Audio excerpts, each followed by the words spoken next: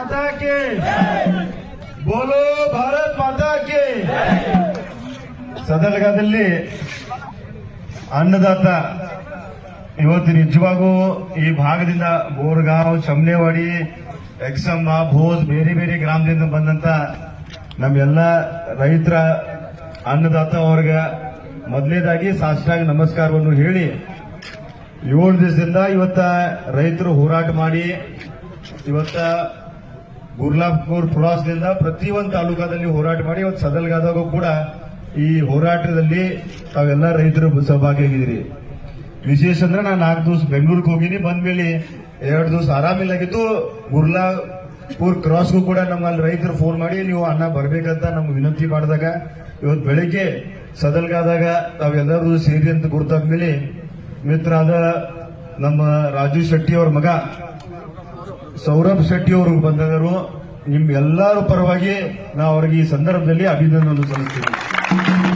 ಯಾಕಂದ್ರೆ ಈ ಹೋರಾಟ ನಮ್ಮ ಗಡಿ ಭಾಗ ನಮ್ಮ ಮಹಾರಾಷ್ಟ್ರದಿಂದ ಒಬ್ಬ ರೈತರಾಗಿ ಇವತ್ತ ದರ ಆಗ್ಲಿ ನಿಜವಾಗೂ ನಿಮ್ ಪರವಾಗಿ ಯಾರೇ ನಿಂತ್ರ 2 ವ್ಯಕ್ತಿ ಆದ ಸನ್ಮಾನ್ಯ ರಾಜು ಶೆಟ್ಟಿ ಅವರು, ಇಲ್ಲಿ ಪ್ರಕಾಶಣ್ಣ ಹುಕ್ಕೇರಿ ಅವರು ಇಬ್ಬರು ಕೂಡಿ ಈ ಭಾಗದಾಗ ನ್ಯಾಯ ಯಾರು ಕೊಟ್ಟಿದ್ದಾರೆ, ನಮ್ಮ ಇಬ್ಬರು ನಾಯಕರು ಕೊಟ್ಟಿದ್ದಾರೆ.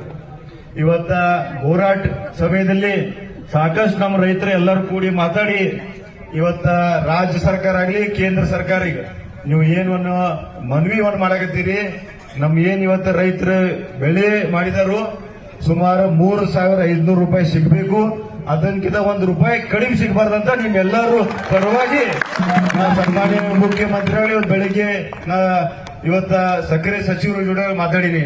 ಅವ್ರು ಇವತ್ತ ಸನ್ಮಾನ್ಯ ಮುಖ್ಯಮಂತ್ರಿ ಉಪಮುಖ್ಯಮಂತ್ರಿ ಜೊತೆ ಚರ್ಚೆ ಮಾಡಿ ಇವತ್ತ ಸಾಯಂಕಾಲ ವರೆಗೆ ನಿಮ್ಗೆ ಏನ್ ಸಾಧ್ಯತೆ ನಾವು ಘೋಷಣೆ ಮಾಡ್ತೀವಿ ಅಂತ ಅವರು ಇವತ್ತ ಮೀಟಿಂಗ್ ನಲ್ಲಿ ಹೇಳಿದರು. ಆದ್ರೆ ಇವತ್ತ ನಾವು ಒಂದು ಮಾತು ಹೇಳ್ತೀನಿ, FRP ಭಾಗದಾಗ ಇವತ್ತ ಸೌರಭ್ ಶೆಟ್ಟಿನೂ ಕೂಡ ಅದಾರ, ಮಹಾರಾಷ್ಟ್ರದ ಕೇಳಿನಿ.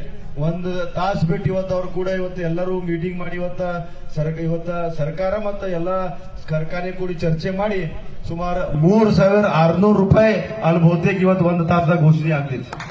ಇನ್ನೂ ಕೂಡ ಹಾಗೆ FRP ನಾವು ನೋಡಿದ್ರೆ ಇವತ್ತ ಸಕ್ಕರೆ ದರ 38 ರೂಪಾಯಿ ಐತಿ, 38 40 ರೂಪಾಯಿ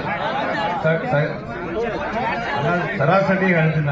ಒಮ್ಮೆ ಇಲ್ಲ 38 ಆಗ್ಬೇಕು. ಏನ್ ಬಸವರಾಜನ ನೀ ಮನಸ್ಸಿನಿಂದ ಮಾತಾಡಿದ್ದಿ, ನೀ ಇವತ್ತು ಏನ್ ಮಾತಾಡಿದಿ ರೈತರ ಮನಸ್ಸು ಇಚ್ಛಾ ನೀ ಇವತ್ತು ಮಾತಾಡಿದಿ, ನಿಮಗೂ ಈ ಸಂದರ್ಭದಲ್ಲಿ ಅಭಿನಂದನೆ ಸಲ್ಲಿಸ್ತೀನಿ. FRP ಸಕ್ಕರೆ ದರ 38-40 ಐತಿ. ಕೇಂದ್ರ ಸರ್ಕಾರವು ಕೂಡ ಇದರ ಬಗ್ಗೆ